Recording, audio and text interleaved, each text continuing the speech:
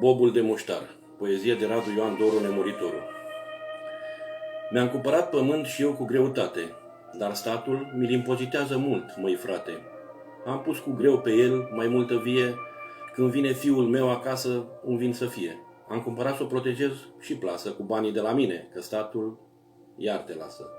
O sap, o tai, o leg, o curăț, o îngrijesc. Când vreau să vând un vin, iar de el mă lovesc impozitul pe el să-l plătesc. Pământul de la tata-l moștenesc. Butoaie, damigene, putin și hârdaie sunt cele necesare într-o odaie, pe care politicienii ți le cumpără o laie. Când am ales, așa ne-au spus că ne dau tot ce vrem și ceva în plus. Dar au uitat încet, încet de unde au plecat și în loc de plus, o altă taxă mare a încăpătat. Să faci ceva în țara asta e greu, măi frate, când politicianul te arde pe la spate.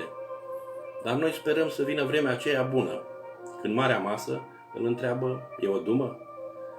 Dar ei răspund și mit, cu zâmbetul pe față, că totul e un vis sau poate fi o glumă. Dar nu uita, măi frate, că măsa știe tot. Și atunci regretă în barbă că are un netot. Că ea, săraca mamă, le-a spus de la început că bobul de muștar nu e cu împrumut. Și atunci marea masă se întoarce peste ei și mamele lor plâng că-s morți, dar derbedei. Mai 2013.